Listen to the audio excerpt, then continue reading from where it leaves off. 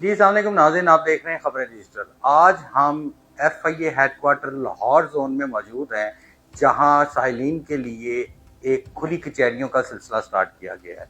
आज हम पूछेंगे director FIA Lahore zone Mohammad Ali Zia sahab से कि वो किस तरह साइलिन को रिलीफ देते हैं, और साइलिन से भी बात करेंगे कि उनको डायरेक्टर FIA की जो कचहरी में आते हैं उनको क्या रिलीफ मिलता है और उनके मसाइल किस तरह हल किए जाते हैं। आइए बात करते हैं। हम director FIA Lahore zone captain retired Mohammad Ali Zia sahab के साथ मौजूद हैं, उनसे बात करेंगे। अस्सलाम वालेकुम सर। जी साहब, बहुत शुक्रिया, आपने टाइम दिया। मुझे ये बताइएगा, आज मैंने खुली कचहरी खुद देखी है आपकी, और एक पुलिस में तो सुना था पुलिस में कि खुली कचहरी लगती हैं, लोगों को रिलीफ दिया जाता है। FIA में ये कॉन्सेप्ट पहली दफ़ा देखने को मिला है। मुझे ये बताइएगा कि साइलिन के किस तरह मसाइल हल किए जाते हैं और फॉलोअप किस तरह किया जाता है। जी थैंक यू वेरी मच। बहुत अच्छा है कि आपने विटनेस किया, और इससे हमें ये फ़ायदा होगा जब आपके इस चैनल की वसातत से लोगों तक ये पैगाम पहुंचेगा, तो जो हमारा एक्चुअल क्लाइंट जो कि पब्लिक है वो ज़्यादा इंकरेज होकर मेरे इस ऑफिस में आएगा। और बेसिकली तो इसको आप खुली कचहरी कह लें या एक पब्लिक के लिए एक एक्सेसिबिलिटी कह लें, 24/7 तो नहीं, ऑफकोर्स आप उसको ऑफिस टाइम में जिस तरह से आप कह सकते हैं। तो बहरहाल इसका मेन मकसद ये है कि लोग आएँ, अपनी बात यहाँ करें, मैं उन्हें ज़ाती तौर पे सुन सकूं, और उनको सुनने के बाद जहां पे उनको रेफर किया जा सके। But that is the prime function. जो इसके पीछे असल जो सोच है वो ये है कि जो मेरी फोर्स के लोग जो उन कंप्लेंट्स को डील कर रहे हैं, जो तफ्तीशें कर रहे हैं, इंक्वायरियां कर रहे हैं, उन पे भी ये एक फैक्ट जो है उन तक भी मौजूद हो कि अगर वो प्रॉपर तरीके से लोगों को डील नहीं करेंगे, उनकी दादरसी नहीं की जाएगी, उन तक इंसाफ की फराहमी नहीं की जाएगी, तो उनके पास एक ऑल्टरनेट फॉर्म लोगों के पास है कि वो डायरेक्टर के पास डायरेक्टली अप्रोच कर सकते हैं। और इससे बहुत सारे ऐसे मेरे मसाइल और पब्लिक के मसाइल हैं जो कि ऑटोमेटिकली हल हो जाते हैं। मैं इसकी मिसाल आपको यूं दूंगा कि अब तक तकरीबन 1 जनवरी से लेके आज की तारीख तक मेरे पास 600 से ज्यादा ऐसे कंप्लेंट्स हैं जो मेरे पास डायरेक्टली आ चुके हैं। इसके अलावा तकरीबन 2200 के करीब ऐसे कंप्लेंट्स हैं जो मुख्तलिफ फॉरम से, चाहे वो किसी डाक के जरिए, किसी रजिस्ट्री के जरिए, मेरे एंटी ह्यूमन ट्रैफिकिंग में डायरेक्टली कंप्लेंट चली गई या मेरे डिप्टी डायरेक्टर के पास चली गई। सो मुख्तलिफ कंप्लेंट्स हैं जिन्होंने अभी तक यहाँ पे FIA को पिछले तकरीबन 4 माह में अप्रोच किया। अब जब यहाँ पे आते हैं, मुख्तलिफ तरह के इशूज होते हैं। किसी का वीजा फ्रॉड से होता है, बैंकिंग फ्रॉड से होता है, पावर सप्लाई कंपनी से होता है, बहुत सारे ऐसे इमिग्रेशन से रिलेटेड मामला होते हैं। लोग यहाँ पे आते हैं तो ना सिर्फ उनकी कंप्लेंट सुनी जाती हैं बल्कि उनको प्रॉपरली गाइड भी किया जाता है। बाज़ औक़ात आपने भी देखा होगा, कुछ लोग ऐसे हैं जो आज भी जानते बूझते अपने बच्चों को या अपने ऐसे लोगों को ऐसे ट्रैवल एजेंट के हाथों फंस जाते हैं कि जिनको अगर आप सुनते हैं तो आपको लॉजिकली समझ नहीं आती कि किस तरह से ये ट्रैप हो गए। तो कोशिश यही है कि पब्लिक को सुना जाए, एक्सेसिबिलिटी हो। जो मेरी टीम मुझसे नीचे इन तमाम लोगों को काम कर रही है, तफ्तीश कर रही है, इंक्वायरीज पे देख रही है, उन तक और पब्लिक तक ये मैसेज बड़ा क्लैरिटी होना चाहिए कि डायरेक्टर जो है वो खुद एक टाइम देके, डेडिकेटेड टाइम देके लोगों को खुद सुनते हैं। अच्छा सर, ये बताइएगा, 10 मतलब एक मैंने बंदे देखे, 10 में से 9 बंदे ऐसे थे जो मुल्क से बाहर जाना चाहते थे, जिन पे वीजा फ्रॉड हुआ है जिनके साथ। FIA लाहौर जोन इस बारे में क्या कर रहा है और अब तक क्या इनिशिएटिव लिए गए? 2 तरह से हमारे वीजा फ्रॉड क्लाइंट्स आते हैं। एक तो वो आते हैं जिन्होंने रूटीन में कोई उम्रे पे जाने के लिए या मुख्तलिफ ऐसी चीज़ों के लिए जो है वो पैसे दिए होते हैं, और बाज़ लोग जो है उसे फ्रॉड कर जाते हैं। नॉर्मली उसमें हमारा मैंडेट बड़ा क्लियर होता है। हम फॉरन की इंक्वायरी खोलते हैं, और फॉरन इंक्वायरी करने के बाद हम उनकी बहुत सारी ऐसी रिकवरीज हुई हैं। अब तक हमारे HTC में 400 की FIR दर्ज हो चुकी हैं। 2000 के करीब हमारी तकरीबन इंक्वायरीज ऐसी हैं जो कि हम मुख्तलिफ पिछले साल की कंप्लेंट्स पे और इस दफ़ा की कंप्लेंट्स पे एक्यूमुलेट करके हम उस पर इंक्वायरीज हम रजिस्टर कर चुके हैं। सो कहीं ना कहीं सिस्टम में उनकी दादरसी हो रही होती है, और फिर जब उनकी अपने out of the court settlement हो जाती है तो उनके कंसेंट के ऊपर इंक्वायरीज को क्लोज कर दिया जाता है, और कहीं अगर उनकी दादरसी नहीं होती है तो उसको FIR में कन्वर्ट कर दिया जाता है।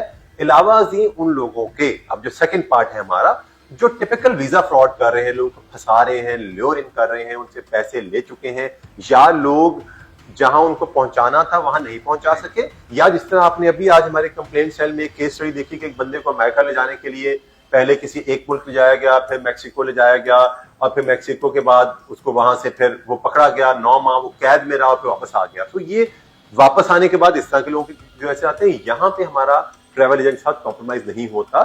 यहाँ पे उनके खिलाफ FIR रजिस्टर करते हैं, हम उनको पकड़ते हैं, पाबंद सलासल करते हैं, क्योंकि ऐसे लोग जो हैं वो एक कंटिन्यूस बेसिस पे अगर इनको डील कर भी लेंगे किसी और से फ्रॉड कर रहे होंगे। अच्छा, इसी तरह आपने देखा कि बाज लोग जो हैं वो अपने बच्चों को एजुकेशन गार्ड में बाहर भेजना चाहते हैं। आपने यहाँ ऑब्जर्व किया कि उनकी इंटेंट बड़ी क्लियर होती है कि वहां जाके वो उनको चाहते हैं वो काम करें। अब ऐसे लोग जब जाते हैं तो वहां जब ये वीजा की वायलेशन करते हैं तो पकड़े जाते हैं। जब पकड़े जाते हैं और डिपोर्ट होते हैं तो फिर उसमें सारा का सारा जो उसमें इल्जाम होता है, मुद्दे इल्जाम हमारे ग्रीन पास में उठाया जाता है। सर ये बताइएगा, जब एक बंदा आपके पास एफआईए में आपके ऑफिस आता है, उसकी एप्लीकेशन तो देखते हैं, उसकी कंप्लेंट को सुनते हैं, उसको कैसे बैकअप रखा जाता है, उसको रिलीफ मिलने तक क्या उसको बैक किया जाता है उस एप्लीकेशन को? अब अगर हम कंप्लेंट मैकेनिज्म से बाहर निकलें तो मैं सेकंड स्टेप पे आता हूँ, वो है फीडबैक का मैकेनिज्म। हमने यहाँ पे एक ऑफिसर तैनात किया हुआ है जिसका काम ये है रोजाना की बुनियाद पर कि वो जो कंप्लेंट आज हमारे पास आया है इसको एग्जैक्टली 5वें दिन पे इन तमाम कंप्लेंट्स को कॉल करेगा और उनसे फीडबैक एनालिसिस देगा। और जब उनसे फीडबैक लेगा तो उनसे ये पूछा जाएगा कि आपको मुतल्लिका ऑफिसर तक रसाई हुई, क्योंकि हमारे प्रोसेसेस हैं जिसमें बहुत सारा इन्वेस्टिगेटिव मटीरियल चाहिए होता है। तो आपकी रसाई हुई, क्या आपकी उससे बात हुई, आप सेटिस्फाई हैं कि नहीं है, उसके बेस पे हम आपको डिजिटली अपना रिकॉर्ड शेयर कर देंगे। और आपको देख के शायद ये खुशगवार हैरत होगी कि हमारे 50 to 60% लोग जो हैं वो आउटराइटली 5वें-6वें दिन ही हमारे इस प्रोसेस से सेटिस्फाइड होते हैं कि उनको कम से कम जो है लोगों में सुनवाई उनकी हो रही है। ये तो है पहला पार्ट। अब डेफिनेटली उनकी चीज ने लंबा चलना होता है, उनकी चीज ने आगे जाना होता है। तो जो सेकंड एक फीडबैक का तरीकाकार है वो विदाउट कंप्लेनेंट एंगेजमेंट मेरा हो रहा होता है। और वो विदाउट कंप्लेनेंट एंगेजमेंट का क्या तरीकाकार है कि हमारे हर महीने में हर सर्कल की मैं क्राइम मीटिंग करता हूं और उस क्राइम मीटिंग में कंप्लेंट्स, वेरिफिकेशन, इंक्वायरीज, एफआईआर सबका डाटा मेरे सामने समरी फॉर्म में होता है। और उस एक मीटिंग में starting from the verification officer हमारा एएसआई होता है up till the incharge circle जो कि डिप्टी डायरेक्टर या एडिशनल डायरेक्टर बैठे होते हैं। एक एक समरी, एक एक केस पे टाइमलाइंस के साथ डिस्कशन होती है कि ये केस इतने ऐसे से पेंडिंग क्यों है, ये केस इतने से पेंडिंग क्यों है, और फिर उसके ऊपर हम उनकी प्रोग्रेस बनाते हैं और उनको पुल एंड पुश किया जाता है। सो एक कंप्लेनेंट एंगेजमेंट के साथ एक फीडबैक है और विदाउट कंप्लेनेंट उन चीजों को देखते हुए दूसरा फीडबैक चल रहा है। ये बताइएगा, पिछले कुछ अर्से में एयरपोर्ट के बारे में बड़ा सुना था कि जिस स्टूडेंट्स को रोक लिया जाता है यहाँ डॉक्यूमेंटेशन के नाम पे, एफआईए तंग करी इल्जाम था। आपने इसके लिए क्या किया और अब एयरपोर्ट पे क्या वही सिलसिला है कि strict and check and balance का? पहली बात तो है कि हमने लोगों को अवेयर करने की कोशिश की। देखिए प्रिवेंशन जो है ना, उसके लिए सबसे पहले आप लोगों को अवेयर करते हैं, आप लोगों को बताते हैं कि गलत है क्या, क्योंकि हमारे मुल्क में कई लोगों को ये अंदाजा ही नहीं होता कि जिस चीज से रोका जा रहा है उसमें गलत है क्या, तो वो गलती पहले बतानी होती है। आज टू माय गुड लक है कि आपने एक केस स्टडी यहाँ देखी कि एक बंदे ने मेरे सामने एक्सेप्ट किया कि उसने बच्चे को जॉब की खातिर जॉर्जिया का स्टडी वीजा दिला के उसको बाहर भेजा, और जब हमने उसको क्लियर भी किया तो उस मुल्क ने उसको वीजा एंट्री डिनाई कर दी, वापस भेज दिया। और अब वो अपने उसी बेटे को बाजिद है कि वो उसी बेटे को इसी एक लैंग्वेज कोर्स के नाम पे एक और मुल्क में जॉब के लिए भेजना चाह रहा है। सो आपके सामने x police officer, retired police officer, जो जिसको मैं अगर किसी और तरफ गाइड भी कर रहा हूँ तो वो एडमेंट है कि बहस और इस चीज को कन्विंस करना कि हम सही हैं, आप गलत, डॉक्यूमेंट पूरे नहीं थे उनके। सो मकसद ये है कि पहली बात है किसी भी लेजिटिमेट ट्रैवलर को नहीं रोका जाता। देखिए एक आपका है लेजिटिमेट डॉक्यूमेंटेशन ऑफ ट्रैवलिंग, दूसरा आपका है लेजिटिमेट पर्पस ऑफ ट्रैवलिंग। जो लोग हमें टूरिज्म के नाम पे वीजा दे रहे हैं वो चाहते हैं कि आप टूरिज्म के लिए आए, किसी और मकसद जाएंगे वो आपको मुल्क से बाहर भेज देंगे। जो किसी रिलीजियस एक्टिविटी के लिए वीजा दे रहे हैं वो आपको चाहते हैं कि आप अपने मजहबी रसूमात पूरी करें वापस जाएं। इस तरह जो स्टडी के लिए वीजा दे रहे हैं वो चाहते हैं कि आप पढ़ें, उनके मुल्क में आप पैसा लें, वापस चले जाएं।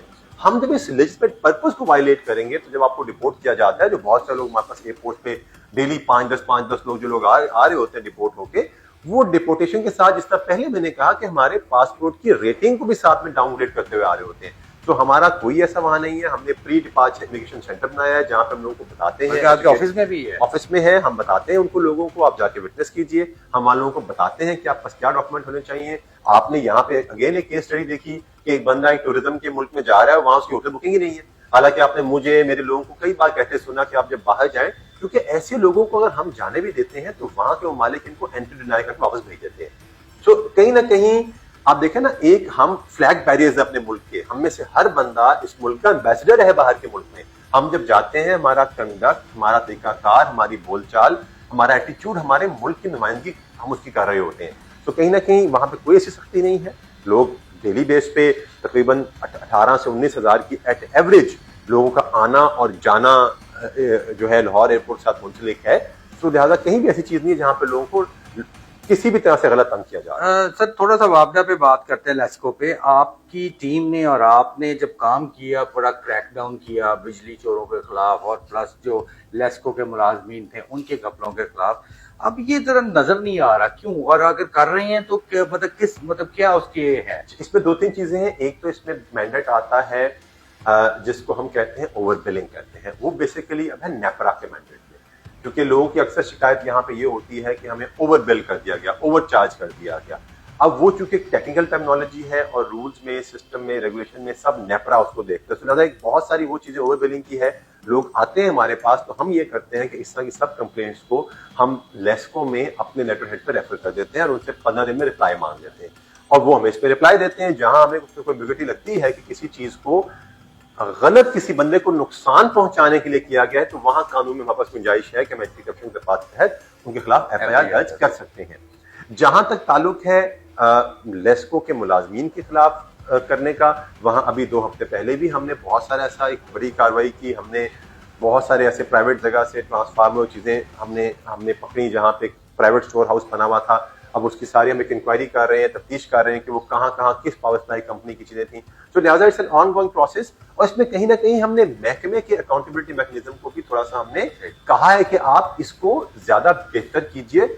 और तकरीबन अभी भी अगर हम आपको डाटा निकालें तो तकरीबन 600 की वैसी एप्लीकेशन है जो हमने उनके महकमे में भेजी कि आप इसका जवाब भेजें, और इसको फॉलो अप हम लेटर्स देखते हैं। और बहुत सारी जगहों पे वहां लोगों की दादरसी हो जाती है, और अगर कहीं उनके किसी बंदे ने गलत किया है जहां पर डिपार्टमेंटल एक्शन होना चाहिए, क्रिमिनल एक्शन नहीं होना चाहिए, वहां वो डिपार्टमेंट ही प्रोसीड करते हैं। और जहां पर क्रिमिनलिटी का एलिमेंट आएगा वहां इवन कल की तारीख में मेरे पास 4 ऐसी इंक्वायरीज दर्ज हुई हैं लेस्को मुलाजमीन के खिलाफ। अब आगे जाके प्रोसीड करके देखें उसको, तो वहाँ एफआईआर भी हरकत में आएगा। सर फिर जाते जाते ये बता दिए, लास्ट आपकी टीम ने एक प्रेस कॉन्फ्रेंस की जिसमें एंटी करप्शन के हवाले से कुछ सरकारी ऑफिसर्स थे जिनकी रिकवरी भी की, जिनको पकड़ा भी।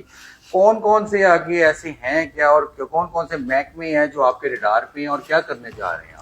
अभी पिछले कुछ 2-3 हफ्तों में बड़ी अच्छी हमारी पूरे जोन की एक कार्रवाई रही, जिसमें हमने एक ईटीपीबी के एक एडमिनिस्ट्रेटर जो थे उनको हमने अरेस्ट किया और उनकी पूरी करप्शन की चेन को बेनकाब किया। इसके साथ साथ हमने शेख जायद का एक आपने प्रेस कॉन्फ्रेंस सुना होगा, वहां पे हमने 15 लोगों को अरेस्ट किया। वहां पे बहुत बड़ी फाइनेंशियल एम्बेजलमेंट के साथ साथ एक एथिकल एम्बेजलमेंट थी कि जो फंड्स, जो चीजें पब्लिक की सेहत, उनकी हेल्थ, उनकी जिंदगी के लिए है, उस पर एम्बेजलमेंट की गई और वो किया। आगे भी ऐसी बहुत सारी चीजें हमारे पास, ईओबीआई के हमने एक ऑफिसर को हमने रेड हैंडेड पकड़ा जहां वो करप्शन कर रहा था। तो जितने फेडरल इदारे हैं और कुछ और हमारे पास ऐसी चीजें हैं अभी पाइपलाइन में, जिनको हम इंशाल्लाह एग्जीक्यूट करेंगे, ताकि हमारी डेटरेंस एक मात्रा में पता हो कि जो एंटी करप्शन का एक जो एलिमेंट है वो अपना एक्टिवेटेड है।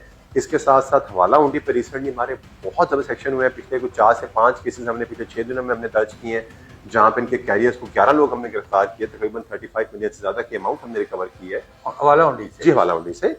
और उनके सारे आगे हम चेन को इंशाल्लाह इस पे ब्रेक करेंगे।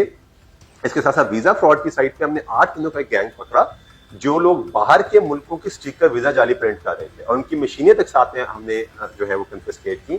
वो एक बहुत बड़ी हमारी अचीवमेंट थी। बहुत सारे ऐसे प्राइवेट कंपनीज के खिलाफ पर्चे हमने दिए हैं। बहुत बड़ी बड़ी कंपनीज हैं जो कि अपने फाइनेंशियल ट्रांजैक्शन को हाइड करने के लिए बेनामी अकाउंट्स बनाती हैं।